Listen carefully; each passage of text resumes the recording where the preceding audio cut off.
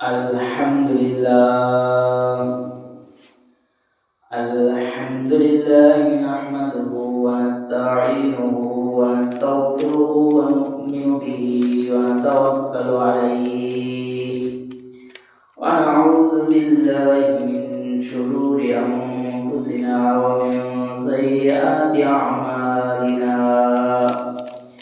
من يهده الله فلا مضل له ومن يضلله فلا هادي له ونشهد أن لا إله إلا الله وحده لا شريك له ونشهد أن سيدنا وسندنا وحبيبنا وطبيب قلوبنا ومولانا محمدا عبده ورسوله صلى الله تعالى عليه وعلى آله وأصحابه وبارك وسلم تسليما كثيرا أما بعد فأعوذ بالله من الشيطان الرجيم بسم الله الرحمن الرحيم حاميم والكتاب المبين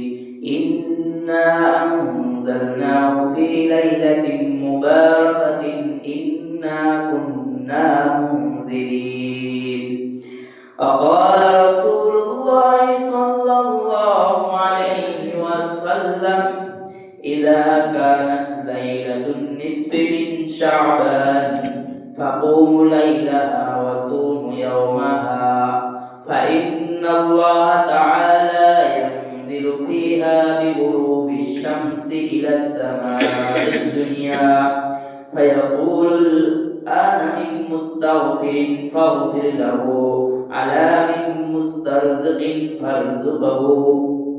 فأرزقه على من مبتلى فأعافيه على كذا حتى يطلع الفجر أو كما قال عليه الصلاة والسلام إن الله ملائكته يصلون على النبي يا أيها الذين آمنوا صلوا عليه وسلموا تسليما اللهم صل على محمد وعلى آل محمد كما صليت على إبراهيم وعلى آل إبراهيم إنك حميد مجيد اللهم بارك على محمد وعلى آل محمد كما باركت على إبراهيم وعلى آل إبراهيم إنك حميد مجيد الحمد لله মহান আল্লাহ পাক রব্বুল আলামিনের দরবারে লাখো কোটি শুকরিয়া যে আল্লাহ পাক রব্বুল আলামিন প্রতি সপ্তাহের মতো এই সপ্তাহে আমাদেরকে জুমার নামাজের উদ্দেশ্যে মসজিদে আসার এবং বসার তৌফিক দান করেছে সেই বিশ্ব মালিকের দরবারে শুকরিয়া দান করি বলি আলহামদুলিল্লাহ। সম্মানিত হাজিরিন, আমাদের নিত্য প্রয়োজনীয় কিছু জিনিস আছে।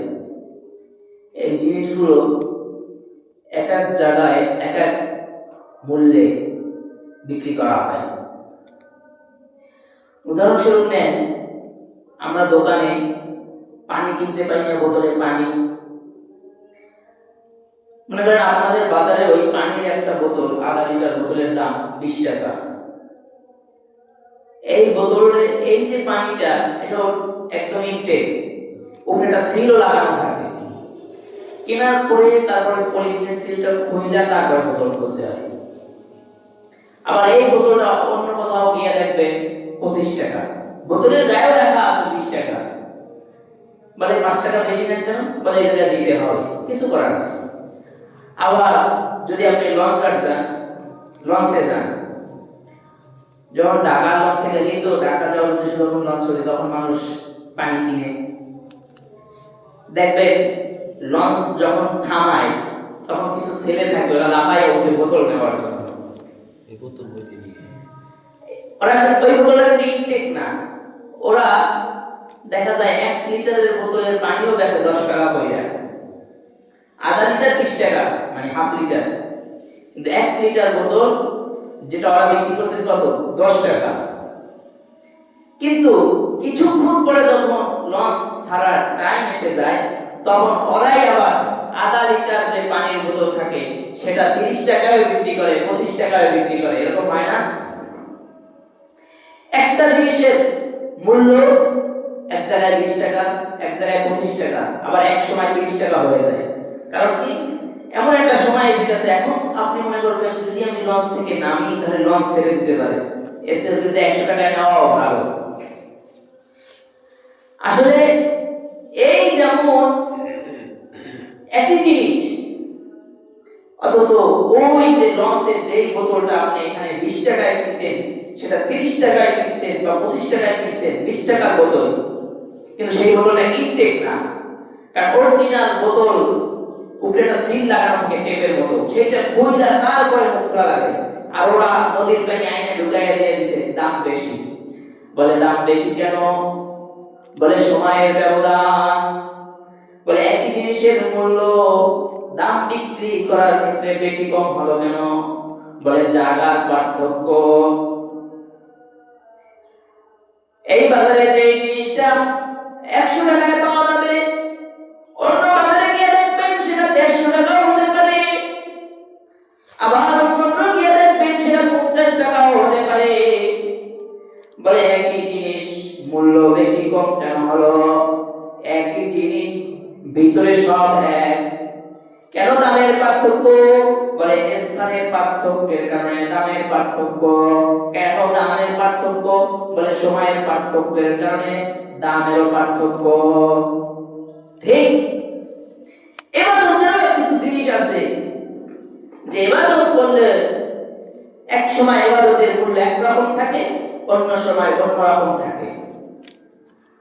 আপনি আমি যদি এখন আয়াতুল কুরসি পাঠ করি, তাহলে আয়াতুল কুরসি পাঠ করার সওয়াব পাবো, ফজিলত পাবো। কিন্তু এই আয়াতুল কুরসিটাই যদি কোনো মুমিন মুসলমান আবার 5 ওয়াক্ত নামাজের পরে পাঠ করে, আল্লাহ বলে যদি কেউ, আল্লাহ রাসূল বলে যদি কেউ 5 ওয়াক্ত নামাজের পরে আয়াতুল কুরসি পাঠ করে, তাহলে তার জান্নাতে যাওয়ার জন্য শুধু মাঝখানে পর্দা থাকে মৃত্যু। অর্থাৎ 5 ওয়াক্ত নামাজের পরে আয়াতুল কুরসি পাঠ করলে আল্লাহ তাকে জান্নাত দিয়ে দিবে। পার্থক্য বুঝছেন? আমার কথা বুঝে থাকলে বলেন পার্থক্য বুঝছেন? এজন্য আগে পানি দিয়ে আমি বুঝাই লইছি। আয়াতুল কুরসি এখন পড়বে 100, আবার 5 ওয়াক্ত নামাজের পরে যদি করি তাহলে সেটার জন্য কি আলাদা ফজিলত। সূরা হাশরের শেষের 3 আয়াত আছে, এখন পাঠ করবেন, কোরআন তেলাওয়াত করার সওয়াব পাবেন।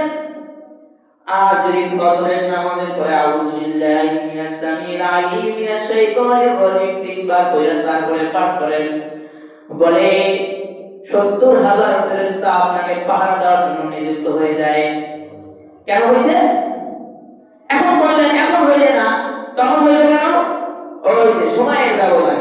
কেন আল্লাহ টাইম দিয়েছে, সকালে করতে হবে, সন্ধ্যায় করতে হবে। সকালে করেছে 70,000 ফেরেশতা, আবার ওটা মেয়াদ হলো মাগরিব পর্যন্ত, আবার মাগরিবে করবে, মাগরিব থেকে রাত পর্যন্ত পাহারা দিবে। এখন দোয়া করব, আল্লাহুম্মা আজিরনা মিনান নার। দোয়া যখন করব, আল্লাহ আমাকে জাহান্নাম থেকে মুক্তি দেন। কিন্তু এটার ফজিলত হলো কি, দোয়া করলে দোয়ার ফজিলত পাবো, কিন্তু শর্ত হলো ফজরের মাগরিবে যদি কেউ করে 7 বার 7 বার, তাহলে আল্লাহ তার জাহান্নামে যাওয়া থেকে জিম্মা নিয়ে নেয়। কেন এই ব্যবধান? বলে সময়ের ব্যবধান। একই জিনিস যেভাবে আপনার নিত্য প্রয়োজনীয় জিনিসের দামের ক্ষেত্রেও সময়ের কারণে দাম বেশি কম হয়, আমলের ক্ষেত্রেও সওয়াব ফজিলতের বেশি কম হওয়ার কারণ হলো সময়ের ব্যবধান।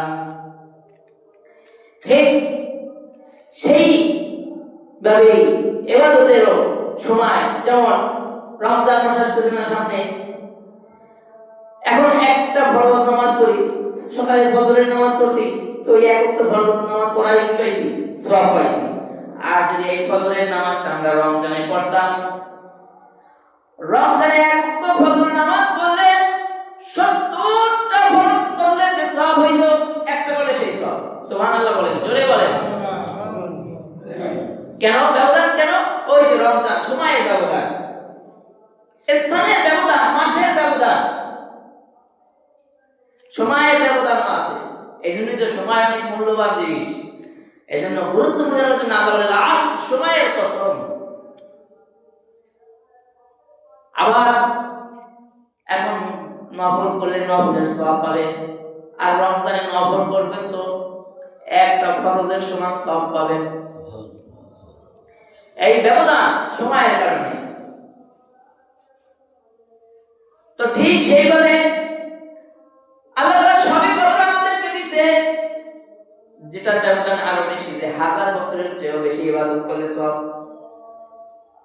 ঠিক সেইভাবে এই শাবান মাসে একটা রাত আছে শবে বরাত। অনেকে বলে নাই নাই নাই, শবে বরাত নাই, না একেবারে নাই তা না। আবার অনেকে বলে এই দিনে হালুয়া রুটি খাইতে হয়। আমার প্রশ্ন হলো, যেই মহিলা দুপুর পয়সা দিন কইরা রুটি বানাইবে, এ কি রাতে ইবাদত করবে? না। হ্যাঁ, দিনে যারা কাজ করে রাতে কি আর ভালো লাগে? শরীরটা কেমন ক্লান্ত হয়ে যায় না? ইবাদতের সময় যদি দিনভর কাজ কইরা রুটি বানাইতে বানাইতে কোমর ব্যথা হয়ে যায়, এ কি আর এই ইবাদতের দিনে ইবাদত করবে? করবে না। আবার বলে এখন নতুন মশলা বের হয়েছে, আরে আগের দিন নাই, রুটি খাইতে পারতাম না, ইনি আমার বাসায় দিত, আমি আমার বাসায় দিতাম। একটা ইবাদতের দিনে আপনারা অপচয় করতেন, ফালাই দেওয়া লাগতো। আর এখন হুজুরা মশলা দিছে, এখন আর রুটি বানানো যায় না, খাইতে নিষেধ নাই, হ্যাঁ। তার মানে একটা ইবাদত, যেখানে আপনি ইবাদত করে ফজিলত পাইতেছেন, সেখানে আপনি রুটি অপচয় করতে আছেন, আপনি গুনাহের কাজ করতে আছেন নাকি? এই ধারণা ভুল, আজকে রুটি খাইতে হইবে, অমুক দিনই এই জিনিসটা খাইতে হবে, এটা সম্পূর্ণ ভুল। খান, আপনি সর্বরাতের দিনই খান, নিষেধ নাই, কিন্তু এদিন কি যে খাইতে হবে এই কথা বলা যাবে না। কেন? আপনার খাইতে মনে চাইতেই পারে। বলে এই রাতের কত গুরুত্ব জানেন? বলে মাগরিব থেকে ফজর পর্যন্ত আল্লাহ নিচের আসমানে এসে বলতে থাকে, এ বান্দা আসো, কি চাওয়া চাও। অন্য অন্য রাত্রে আল্লাহ আসে, তবে গভীর রাত্রে আসে, যখন আমরা উঠতে পারি না তখন আসে। কোন বান্দা কি আস নাকি ক্ষমা প্রার্থনাকারী, আসো আমি ক্ষমা করব। কোন বান্দা আসো রিজিক দরকার হয়, বলো আমি রিজিক দিব। কোন বান্দা আসো বিপদগ্রস্ত, আসো আমার কাছে বলো আমি বিপদ দূর করে দেব। কোন বান্দা আসো অসুস্থ, আমার কাছে বলো আমি সুস্থ করে দিব। মাগরিব থেকে বলে, অন্যান্য সময় প্রত্যেকদিন রাতে আল্লাহ বলে, তবে সেটা বলে রাতে, গভীর রাতে, শেষ রাত্রিতে। আর এই যে শাবান মাসের যে রাত্র 14 তারিখ মানে 15 তারিখের যে রাত্র, এদিন বলতে থাকে মাগরিবের পর থেকে। কিন্তু আমরা কি করি? মাগরিবের পরে আগে চায়ের দোকানে যাই, এসা পর্যন্ত সময় গাল গপ্প মাঝে নষ্ট করে, এরপরে এসার পরে আসি। এরপরে এসার পরে আইসা আমাদের কিন্তু আরেকটা জিনিস আছে, যে মনে হয় মসজিদে ইবাদত করতে হবে। না, আপনার ঘরটাকে ইবাদতের ঘর বানান, ঘরের ইবাদতের পরিবেশ তৈরি করেন। সর্বদা দিন আসলে প্রত্যেক মসজিদ খোলা থাকে, এটা ভালো, মসজিদ উন্মুক্ত থাকবে, এটা ভালো দিক, আমি এটা বিরোধী করতেছি না। কিন্তু আমি এটা বুঝাইতে চাইতেছি যে মসজিদের পাশাপাশি প্রত্যেকটা ঘর, আপনার ঘরগুলো ইবাদতের ঘর হয়। কারণ আপনি আসলেন, সেজদা দিলেন, মসজিদ থেকে চলে গেলেন, আর আপনার ঘরে টিভি চলে, সিনেমা হল বানাই রাখছে, এই ইবাদতের কি মূল্য আছে? আর বিষয় হলো, আরেকটা লোক থাকবে, এরা খুব ইমানদার লোক, রাত্রভর শবে বরাতের ইবাদত করবে। আমার কথা বুঝতে লইয়েন, ওই দিন কাছে হুজুরে বলছে শবে বরাত নাই, রাত্রভর ইবাদত করবে, সকালে ফজরের নামাজ পড়বে না। আচ্ছা, এই নামাজের কোনো মূল্য আছে? নাই। এই কিসের শবে বরাত পালন করলো বলেন? অথচ এটা একটা ক্ষমার রাত্রি, মানে এতদিন গুনাহ করেছে। আবার কোন ওলামায়ে কেরাম বলে রমজান তো তাকওয়া অবলম্বনের মাস, তাকওয়া অর্জনের মাস, তার আগে একটু কোর্স। কারণ কোনো কিছু একটা ট্রেনিং প্রয়োজন হয় না? যেমন আমি শিক্ষকের ট্রেনিং দিছি, এরকম তো বিভিন্ন চাকরির জন্য পুলিশের ট্রেনিং দরকার হয়, আর্মির ট্রেনিং দরকার হয়। এটাও রমজানের এই শাবান মাসটা হলো ট্রেনিং এর মাস। বলে আল্লাহ রাসূলকে সাহাবায়ে কেরাম প্রশ্ন করে, ইয়া রাসূলুল্লাহ, ইয়া হাবিবাল্লাহ, রমজান বাদে বাকি 11 মাসের ভিতর শাবান মাসে আপনি এত রোজা রাখেন কেন? বলে আল্লাহ রাসূল এই শাবান মাসে যত রোজা রাখতো, মানে রমজান তো 30 দিনই রোজা রাখতো, রমজান বাদে শাবান মাসে যত রোজা রাখতো অন্য মাসে এত রোজা আল্লাহ রাসূল রাখতো না। আবার এই মাস আসলে এই দোয়া পাঠ করতো, আল্লাহুম্মা বারিক লানা ফি রজব ওয়া শাবান আবাল্লিগনা রমাদান। বলে এই যে দোয়াটা হইছে একটু বলেন একবার, বলেন আল্লাহুম্মা বারিক লানা ফি রজব ওয়া শাবান আবাল্লিগনা রমাদান। এই একবার পাঠ করছেন। ফি রজব, রজব মাস কিন্তু চলে গেছে, এখন শাবান মাস চলতেছে। কোন মুফাসসিরিন বলে হায়াতের ওষুধ, মানে হায়াত বাড়ানোর ঔষধ যদি বের হইতো না পাইকটার মতো, তাহলে নিজের সয় সম্পত্তি বিক্রি করে হলেও এই ওষুধটা আমরা কিনতাম নাকি? যাকে পাইছে কেউ কি চায় করতে? আমার শায়েখ আল্লামা খালিদ সাইফুল্লাহ হুজুর এক মাহফিলে এরকম এক শ্রোতাদেরকে জিজ্ঞাসা করতেছে যে আপনাদের কাউকে যদি আল্লাহ বলে তোমাকে 200 বছর হায়াত দেব, এমন কেউ আসো নিবা না? কেউ আসো? সবাই মানে কেউ বলে না যে না এই কথা আমরা বলবো না, আমাদেরকে বলবেন আমরা বলবো যে হ্যাঁ নিব না। আসি আর বলবো যে 200 বছর লাগে পারলে আর বাড়াই দেন। তাই ওই মাহফিলে একটা লোক ছিল, এটা আমি এই জন্য বলতেছি, মাহফিলে একজন লোক ছিল হুইল চেয়ারে বসা, তার হাত পা অচল। এর দিকে আমার তাকায় বলতেছে, হযরত এর দিকে আবার তাকায় বলতেছে, বাজান আপনিও কি নিবেন 200 বছর? সেও নিবে, অথচ তার কত কষ্ট হইতেছে না, হাত পা অচল। কিন্তু কি এটা বলে না যে দুনিয়ায় থাকবো না, সেটা বলে না, কারণ থাকতে তো সবাই চায়। এটাই হায়াতের একটা মূল্যবান জিনিস। তা হায়াতটা এমন জিনিস, এই দোয়াটা বললেও বলা হয় হায়াত বাড়ে। কিভাবে বলা হয়? আমরা এখন দোয়া করছি আল্লাহুম্মা বারিক লানা ফি রজব ওয়া শাবান, আমরা দোয়া করছি আল্লাহ রজব ও শাবান ও রমজান মাসের বরকত আমাদেরকে দান করুন। বলে রজব মাসে যখন পড়া শুরু করছি তখন রজব, শাবান, রমজান 3 মাসের বরকত পাইছি, কিন্তু এখন কেন রজব পড়লাম? বলে হয় এই রজব পড়ার দ্বারা আল্লাহ আমাদেরকে সামনের বছরের রজবের সাথে যুক্ত করলো। অর্থাৎ বলা হয়, ওলামায়ে কেরাম বলে যে এই রজবের কারণে, এই যে এখন রজব বলছি শাবান মাসে, রজব মাসে চলে গেছে না? তা এই রজব মাসটা আল্লাহ সামনের বছর রজবের সাথে যুক্ত করবে। বলা হয় এই 1 বছর আমাদেরকে হায়াত বাড়াই দিবে। আর যদি মারা যায় তাহলে এই 1 বছর থাকলে এই ব্যক্তি যে ইবাদত করত টোটাল 1 বছরের ইবাদত তাকে দিয়ে দেয়। সুবহানাল্লাহ। এগুলো হলো বরকত। এই শাবান মাস ইবাদতের মাস, আল্লাহ রাসূল এই মাসে বেশি বেশি ইবাদত করত। আর শবে বরাত এটা আরবি ফারসি শব্দ মিলে, শবে মানে বরকত, বরাত মানে রাত, মানে বরকতের রাত। আবার কেউ বলে রহমতের রাত, মাগফিরাতের রাত। আবার কোন ওলামায়ে কেরাম বলে এই রাতে রিজিক লেখা হয়। আবার কোন ওলামায়ে কেরাম বলে এই রাতে হায়াতের বরকত বা হায়াত লেখা হয়, লিপিবদ্ধ করা হয়, কে মারা যাবে কি করবে এই অবস্থা। একেবারে যে ফজিলত নাই, অনেকে বলে একবারে রবের কিছু আছে না বাইরে আছে হাদিস, বলে কোনো শবে বরাতই নাই না, আছে। আবার কেউ বলে কি অতিরিক্ত এই সূরা দিয়েই নামাজ পড়তে হবে, এরকম একটা আছে না,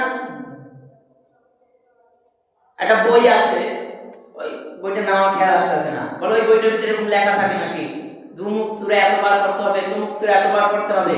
না, আল্লাহ বিধান এত কষ্ট, মানে কি বলে কষ্ট করে দেয় না, যে মানুষের কষ্ট হবে এরকম ভাবে লেখা দেয় না। আপনি এমনি দিনেও যেভাবে নামাজ পড়বেন, শবে বরাতের দিনেও তেমনি নামাজ পড়তে পারবেন। কোনো সূরা বাধ্যতা নাই। কোন নামাজে কোন সূরা পড়বেন এরকম কোনো বাধ্যতা নাই। আপনার মনে চাইছে সূরা ফালাক নামাজ দিয়ে পড়তে পারবেন। আবার আপনার মনে চাইছে আপনি ঘুমাইবেন, রাতভর আপনি ঘুমাইতে পারবেন। ইবাদত যে করতেই হবে তা না। করলে আপনি ফল পাবেন, না করলে আপনি ফল পাবেন না। কিন্তু বিষয় হলো শবে বরাত পালন করলে, রাত্রিভর মসজিদে ইবাদত করলে, পরের দিন নামাজ পড়লেন না, আমি মনে করি এই নফলের কোনো মূল্যায়ন নাই। হ্যাঁ, নফল ইবাদত তো অবশ্যই করব, কারণ ছোট গুনাহ, বড় গুনাহ। বিষাক্ত সাপ, বড়টাও সাপ, ছোটটাও সাপ, এটার কামড়ে বিষ যায় শরীরে। অর্থাৎ গুনাহ আবার নেকির আমল, বড়টা অনেক, ছোটটা অনেক আমল। এখন যেটা আপনার উপরে ফরজ করা হয়েছে, আপনি এই ফরজ নামাজ পড়েন না, আপনি খুব শবে বরাত তালাশ করেন। পাক্কা বুজুর্গ সারা রাত ইবাদত করে, কয় ভাই রাতে মসজিদে দেখলাম ফজরের নামাজ পাইলাম না, কয় ইবাদত করতে করতে ঘুমাইয়া পড়ছিলাম একটু। কে বলছে আপনার এত বাজার থেকে ইবাদত করতে যাবেন ফজরের নামাজ ছুটে যায়? আমার কথা, আপনি শবে বরাতে ইবাদত করেন, কথা বুঝতে নিয়ে অনেকে আবার টেস্ট লাগাইবে বুঝতে মনে শবে বরাত পালন করতে নিষেধ করছে না। আপনি শবে বরাতে ইবাদত করেন, তবে এটা ক্ষমার রাত, তওবা করেন, তওবা করেন। বলা হয় এই রাতে দুইজন ব্যক্তি বাদে আল্লাহ সকলকে ক্ষমা করবে। দুই ব্যক্তিকে বলে মুশরিক, যারা শিরিক করে, যাদের ভিতরে শিরিক আছে এদেরকে আল্লাহ ক্ষমা করবেন না। আর যারা বিদ্বেষকারী, হিংসা, শত্রুতা পোষণ করে এদেরকে আল্লাহ ক্ষমা করবে না। এই দুই ব্যক্তি বাদে সকলকে আল্লাহ ক্ষমা করবে। এজন্য শিরিক করা যাবে না। আবার কোন মুফাসসিররা বলে শিরিক করে ইবাদত না, কিন্তু ইবাদত বানাইছে, এমন ইবাদতকারীকে কেউ প্রশ্রয় দিছে, জায়গা দিছে যে হযরত আসেন আমার 4 তলা বিল্ডিং, 3 তলা আপনার জন্য এই বেদাত করার জন্য, এরও ধরবে। কারণ আপনি চুরি করতে সাহায্য করছেন বিভিন্ন জায়গায়। এই যে আমাদের যে এই মহামারী বলে, যা বলে, ভূমিকম্প, আরো বিভিন্ন রোগ, কারণ কি? আমাদের গুনাহের কারণে। এজন্য এই বরাতের রাতে হলো তওবা করা, যে আল্লাহ গুনাহ করব না, মাফ করে দেন।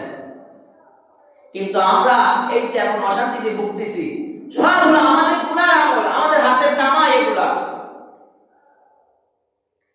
সব জায়গায় গুনাহ চলে।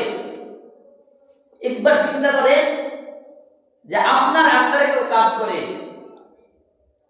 অথচ আপনার কথা অমান্য করলো, আপনি কি করতেন? আমাদের জাতির পিতা হযরত ইব্রাহিম আলাইহিস সালামের সাথে এক ইহুদি দস্তরখানে খাইতে বসে গেছে। ইহুদি বিসমিল্লাহ বলে না, আল্লাহর নামে খানা উঠায় না। ইব্রাহিম আলাইহিস সালাম বলে আল্লাহর নামে খানা না উঠাইলে তোরে খাইতে দেব না, যা।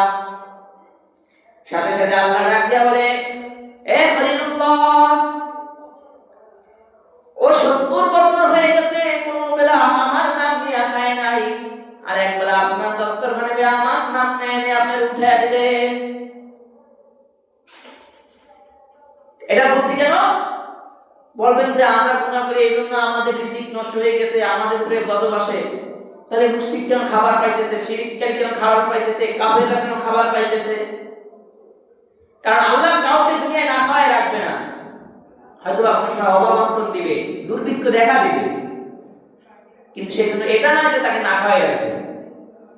বলে খলিলুল্লাহ 70 বছর আমার নাম নেয় নাই, তারপর আমি খাওয়াইলাম, আর একবেলা আপনার দস্তরখানে আমার নাম নেয় নাই, উঠাই দিলেন। ইব্রাহিম খলিলুল্লাহ আলাইহিস সালাম তাকে খুঁজে আইনা আবার খাওয়াইলেন। লোক জিজ্ঞাসা করে কি হইল, তখন খাইতে দিলেন না, আবার এখন তালাশ কইরা আইনা খাওয়ান। বলে আল্লাহ এই কথা বলছে, সাথে সাথে লোকটা মুসলমান হয়ে গেছে। সুবহানাল্লাহ। রবের রহমত আর দয়া কেমন! বাদশা সুলতান মাহমুদ গজনবী, সুলতান মাহমুদ রাহমাতুল্লাহি আলাইহির একটা বিশ্বস্ত মন্ত্রী ছিল আয়াস। দেখতে খুব ভালো ছিল না, চেহারা কালো কুচি ছিল, গায়ের জামাটাও বেশি ভালো ছিল না, কিন্তু সুলতান মাহমুদ তাকে খুব মহব্বত করতেন।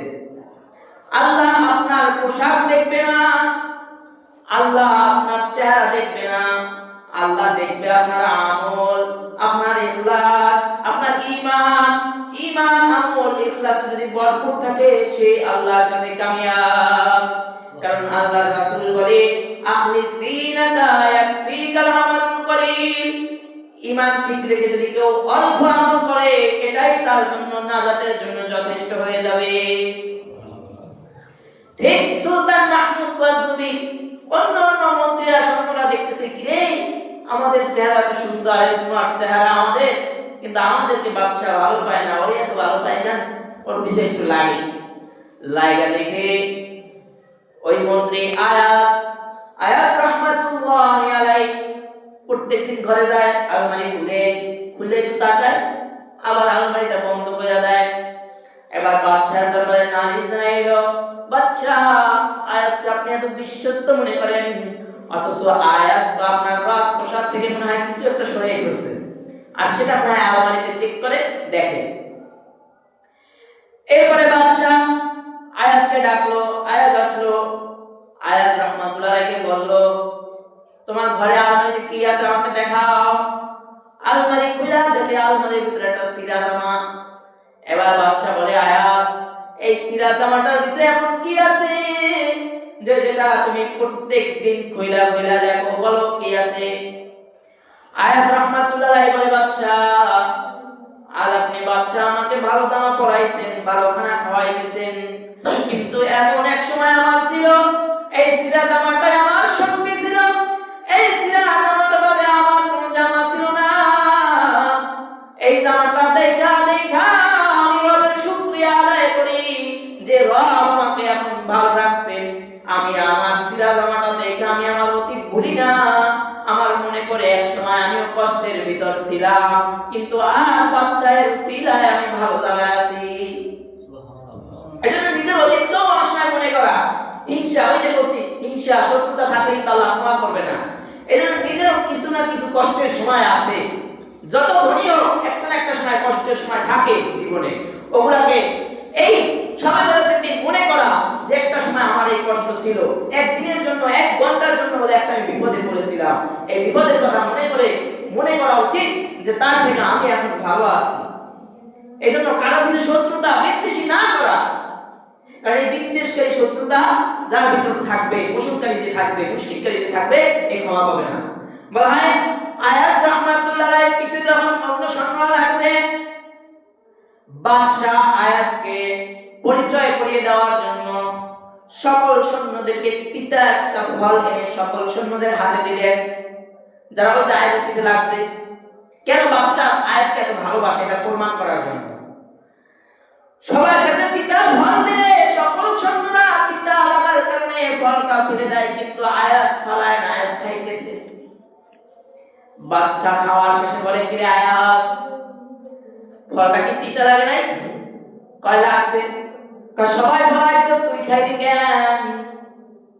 কয় বাদশা, আপনি আমার বাদশা, উনি প্রত্যেকদিন তো মিষ্টি মিষ্টি ফল খাওয়ান, আমি চিন্তা করলাম আমার মালিক আমার প্রত্যেকদিন একটু মিষ্টি ফল খাওয়ায়, আজ না হয় ফলটা তিতাই হয়েছে, তো কি হয়েছে, আমি কি বাদশাকে অপমান করতে পারি, সেই চিন্তা করে আমি খাইছি। তখন বাদশা বলতেছে, এই জন্য আমি আয়াসকে ভালোবাসি, এই জন্য আমি আল্লাহকে মুহাব্বত করি। অথচ আমরা দুনিয়ার জমিনে কোনো বিপদে, এটা দুনিয়ার বাদশা, তাই দুনিয়ার বাদশা মুহাব্বত করে, আর যিনি গোলাম থাকে ইনি যদি ভালোবাসার টানে একদিনের জন্য হলেও তিতা ফল খাইতে পারে, তাহলে আমরা তো আমাদের মালিকের পক্ষ থেকে যখন বিপদ আসে, আয় রে, আল্লাহকে আর করে চোখে দেখে না, আমারই দেখছে। অথচ আপনি হায়াতের জিন্দেগিতে 20 বছর ভালো কাটাইলেন, সেটা চিন্তা করলেন না, রবের শুকরিয়া আদায় করলেন না, কত নাফরমানি করেছেন, অন্যের হক নষ্ট করেছেন, কিন্তু আল্লাহ আপনার সামনে থেকে রিজিক সরায় নাই, কিভাবে অন্যকে ঠকাইবেন সেই চিন্তায় ছিলেন, কিন্তু আল্লাহ আপনাকে মারে নাই, কিছু বলে নাই, সেটা চিন্তা করলেন না। এই জন্য এই যে সামনে শবে বরাত আসতেছে, ওদিন হলো রহমতের রাত, ওদের রিজিক দেয় ক্ষমা প্রার্থনাকারীরা, ক্ষমা করার ঘোষণা করছে আল্লাহ। তবে এই বরাত আমি মনে করি তওবার রাত্রি, যেহেতু তওবাটা কিভাবে করব? তওবা করতে কিছু লাগে না, তওবা এইটাই যে আল্লাহ এতদিন গুনাহ করেছি আর তওবা করব না। আপনার আমার মালিক কেমন দয়ালু জানেন? এই সুলতান মাহমুদ গজনবী রহমাতুল্লাহ আলাইহি রাতে বের হয়েছে, একটু ঘুইরা দেখবে, পথিমধ্যে দেখে সাইডে সুর সাই সূরা চুরি করার জন্য উঠছে, এরা গুসগুস করতেছে। সাই সূরা সুলতান মাহমুদ দেখে ভাই পাকা জিনিস, ও একা চুরি করতে বাইরেছে, আমরা চারজন বাইরেছি। কারণ আল্লাহ রাসূল ওমর রাদিয়াল্লাহু তাআলা বলে, আল্লাহ রাসূল এই দুনিয়ার জিন্দেগিতে সবচেয়ে আপনি সুন্দর, চাঁদের টুকরা চেহারা। আল্লাহ রাসূল বলছে সত্য বলছো। আর আবু জাহেল ভাই, মুহাম্মদ তোমার চেহারা এত কালো আর ভাই কেউ নাই। আল্লাহ রাসূল বলে সত্য বলছো। অন্য সাহাবী বলে, আল্লাহ রাসূল সে কালো বললো, সেটা বলছেন সত্য বলছো। ওমর বলছে সুন্দর, সেটা বলছেন সত্য বলছো। কারণ কি? আল্লাহ রাসূল বলে আবু জাহেল নিজে কালো, তাই আমারে কালো দেখছে। ওমর নিজে সুন্দর, তাই আমাকে সুন্দর দেখছে। আমি চাই সুর, কারণ সুর ওমর দেখলে ও সুর। আর সুলতান মাহমুদ তো তাহাজ্জুদ আরামাই করছে, সাইডে মনে হয় জামাতে তাহাজ্জুদ পড়তে উঠছে।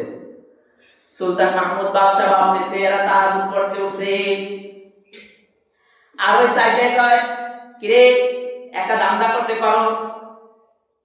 সুলতান মাহমুদের কৌতূহল জাগলো, কি দান্দা আবার জিজ্ঞাসা করে লই, কারণ সে তো বাদশা। কিসের ধান্দা ভাই? বলে আমরা চারজনে চুরি করতে উঠছি। বলে আজকে কোথায় চুরি করবা, আমরা কি নেওয়া যাবে সাথে? বলে আজকে আমরা তো টার্গেট করছি বাদশাহের বাড়ি চুরি করব। বাদশার সাথেই বলতে আছে। সুলতান মাহমুদ বলে আচ্ছা ঠিক আছে, সমস্যা নাই। চার চোরের গায়ে তুমি তো বড় চালাক, আমাদের চারজনের সাইডে কারামতি আছে, তোমার কি কারামতি আছে সেটা বলো আগে। বলে তোমাদের চারজনের কি কারামতি আছে সেটা শোনাও। এক চোরা কয় আমি তালা সহজে খুলে দিতে পারি বা দেওয়াল সহজে ভাঙতে পারি। বলে আচ্ছা পাইলাম। দ্বিতীয় জন কি? আমি কুকুরের ভাষা বুঝি, কুকুর কি বলে এটা আমি বুঝি। বলে তৃতীয় চোরার কারামতি কি? বলে ও নাক দিয়া গ্রাম নিয়ে বলতে পারে কোন জায়গায় স্বর্ণ অলংকার রাখা আছে। বলে 4 নাম্বার চোরের কারামতি কি? বলে 4 নাম্বার চোর ও রাত্রে দেখলে দিনে চিনে, বা ও এমন কথা বলতে জানে যে বাদশা খুশি মাফিরও দিতে পারে। বলে হায় তোমার কারামতি কি? বলে বাদশা বলতেছে আমার একটা কারামতি আছে, আমি যদি দাড়িগুলো টাইম থেকে জাকুনি দেই তাহলে আসামির সাজা মাফ হয়ে যায়। বলে না, এটা তো আমাদের দরকার আছে, আসো আসো তুমি আমাদের সাথে আসো। সুলতান মাহমুদের বাড়িতে চলে গেছে। যে সুরের অভিজ্ঞতা আছে তালা ভাঙার, সে তো তালা খুইলা দিছে। প্রথম অভিজ্ঞতা তালা খুইলা দিছে। কুকুর তো গেউ গেউ করতেছে। এখন সুলতান মাহমুদ জিজ্ঞাসা করে, এবারে যার কুকুরের ভাষাতে বুঝে, কুকুর কি বলতেছে? বলে এতদিন ভাবতাম মানুষ বোকা হয়, এখন দেখি কুকুর বোকা হয় কেন? কুকুর কইতেছে বাদশার সাথে মেহমান আসছে, সকলে সাবধান। আসলে তো কুকুর সত্য কথাই বলতেছে। আর এটা কইতেছে কি রে, কুকুরও বোকা হয়ে গেছে, তাই বাদশার সাথে মেহমান আইছে, অথচ আমরা তো চোর। এরপরে ভিতরে গেলে যে গ্রাম দিয়ে বলতে পারে কোন জায়গায় স্বর্ণ অলংকার বেশি আছে, এই গ্রাম নিয়ে স্বর্ণ অলংকার বাইরে করে 5 জনে 5টা বস্তা একবারে করছে। এরপরে চিন্তা করলো দাড়ি দান থেকে লুকাইলে তো মাপ পাওয়ার আশা আছে, আর দিনে দেখলে রাতে দেখলে দিনে সিনে পাওয়ার মতো লোক তো আছে, আমরা একটু বিশ্রাম নেই, আমাদের তার কোনো সমস্যা নেই। বিশ্রাম নিতে গিয়া ঘুমায়া পড়ছে। সুলতান মাহমুদ রহমাতুল্লাহ আলাইহি তাহাজ্জুদ পড়া সকালবেলা রাজ দরবারে গিয়া বইসা মন্ত্রী ডাক দেয়া বলে, মন্ত্রী অমুক কক্ষে 4টা চোর আটকায় রাখছে, যাও ধইরা নিয়ে আসো। চোরদেরকে যখন আনা হলো, এবার সবাই ভীত, একটা ছাপ পাওয়া যাইতেছে চেহারায়, সবাই ভীত। কিন্তু একজনে আসে, শুধু মুসকি মুসকি হাসতেছে। ওই যে রাতে দেখলে দিনে চিনে, সে তো বাদশারে চিনে ফেলাইছে। হে মিসকি মিসকি হাসে। বাদশা বলে কিরে, সবার ভিতর চেহারার ভিতর ভীত একটা ছাপ পাওয়া যাইতেছে, তুই এখন হাসিস কেন? কয় বাদশা এখন তো আপনি ওইখানে বসে আছেন, অথচ আপনি কিন্তু আমাদের বন্ধু ছিলেন। আমি কিন্তু রাত্রে দেখলে দিনে চিনি, আমি তো আপনার চিনা ফেলাইছি। আপনি আমাদের সঙ্গে ছিলেন, যাই যাই দেখেন না বস্তা কিন্তু 4টা না, বস্তা 5টা। এই যে বন্ধু বলছে, সুলতান মাহমুদ রহমাতুল্লাহ আলাইহি বলতেছে, বন্ধু পরিচয় যেহেতু দিয়েছো, তোমাদেরকে কাজের ব্যবস্থা করে দিব, তওবা করো, আর জীবনে চুরি করবা না। এই তওবা করলে সুলতান মাহমুদ তাদেরকে সুযোগ দিয়েছে যে তারা ভালো হোক। তাহলে একবার চিন্তা করেন, দুনিয়ার বাদশা বন্ধুর পরিচয় দেওয়ার কারণে যদি চোরদেরকে মাফ করে দিতে পারে, তাহলে এই শবে বরাতের রাত্রি আসলে আমার আল্লাহকে আমরা যদি বন্ধু বানাতে পারি, আমার আল্লাহকে আমাদেরকে মাফ করবে না? কারণ সুলতান মাহমুদের ভিতরে দয়া দিছে, তিনি তো দয়া সৃষ্টিকারী, তার তো তার দয়ার উপরেও নাই। এজন্য এই যে শবে বরাত আসতেছে, এটা তওবার রাত। তওবা করা মানে কি আমি আর গুনাহ করব না। ইমানদারের গুনাহ হবে, ইমানদার আবার ব্যতীত হবে, গুনাহ হয়ে গেছে, সে আর গুনাহ করতে যাবে না। মানে নামাজ পড়েন না কেন, রাত্রিবার ইবাদত করছেন, কাল ঘুমাইছিলাম তাই নামাজ পড়ি না, কি হইছে, দিলেন নামাজ পড়ো নামাজ। আমার এক মুসল্লি ছিল আগের মধ্যে দিয়ে, অল্প বয়সী, একটু দুষ্টুমি করে বলতো মাঝে মধ্যে, কই ভাই নামাজ আসলেন না, তাহলে যদি দিলেন নামাজ পড়ো নামাজ। একদিন রাগে খেলা বলছি, এখন থেকে আর খাইবেন না, কারণ অন্তরের খাওয়া বড় খাওয়া। নামাজের বেলায় দিলেন নামাজ, অন্তরের নামাজ বড় নামাজ। আবার একদল লোক আছে তাই নামাজ পড়ি না, বেশি ইমান ঠিক আছে, মুখে নামাজ পড়ে এত ইমান ঠিক নাই, হে নাম্বার দিয়ে দিছে। অথচ আল্লাহ রাসূল হাদিস বলে, নামাজ আর ইমানের মধ্যে পার্থক্য, যে নামাজ পড়ে না তার সেজন্য কেমন যেন কুফর করলো। মানে ইমান থাকে কি, বা ইমান থাকলে তো অবশ্যই নামাজ পড়তো। এজন্য এই বরাতের রাতে মসজিদ খোলা রইলো আর একটা রাতে ইবাদত করলাম, এটা না।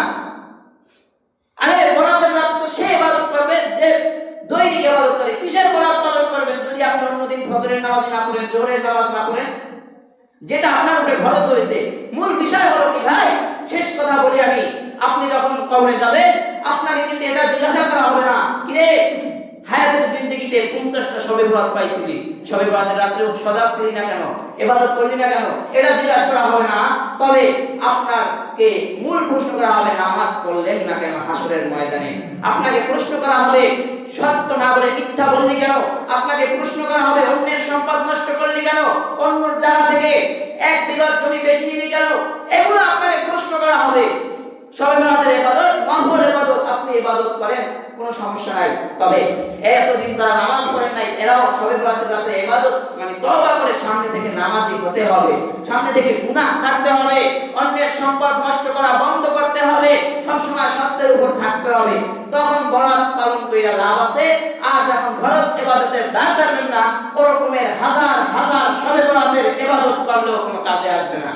অর্থাৎ আগে আপনার উপরে আল্লাহ যা ফরজ করেছে সেই ফরজ ইবাদত মানতে হবে। আমি কিন্তু বরাতের বিরুদ্ধে বলি নাই যে না হুজুর বলছে বরাত দরকার নাই, সেটা না। আপনি লাইলাতুল বরাত পালন করেন, তবে এই তওবা যাতে আপনাকে পরিপূর্ণ তওবা করতে হবে যে এতদিন যা করছি সামনে থেকে আর গুনাহ করব না। ইনশাআল্লাহ সামনে যেহেতু বরাতের রাস্তা আসছে, এই শবে বরাতের ইবাদত আল্লাহ আমাদেরকে সঠিক ইখলাস অনুযায়ী আমল করার তৌফিক দান করুন। আর একটা মূল কথা হলো, বরাতের রাতে ইবাদত করে পরের দিন 4 দোকানে যাই বলবেন না যে আমি রাতে বা 70 রাকাত তাহাজ্জুদ করছি, এটা বলার দরকার নাই। কারণ আপনি তাহাজ্জুদ করেছেন, নামাজ পড়েছেন একমাত্র কার জন্য? আল্লাহর জন্য। কিন্তু আমরা 4 দোকানে গিয়ে কিরে তুই কয় রাকাত করছো, আমি 10 রাকাত করছি, না এটা করবেন না। তাহলে ওই ইবাদত আর ইবাদত থাকবে না। যেটা ইবাদত করছেন নফল পুরোপুরি থাকবে, করছেন আল্লাহর জন্য, আল্লাহর জন্যই থাকবে। যে কথাগুলো বলা হয়েছে আল্লাহ তাআলা আমাদেরকে আমল করার তৌফিক দান করুন, বলুন আমিন। ওয়া আখিরু দাওয়ানা আলহামদুলিল্লাহি রাব্বিল আলামিন।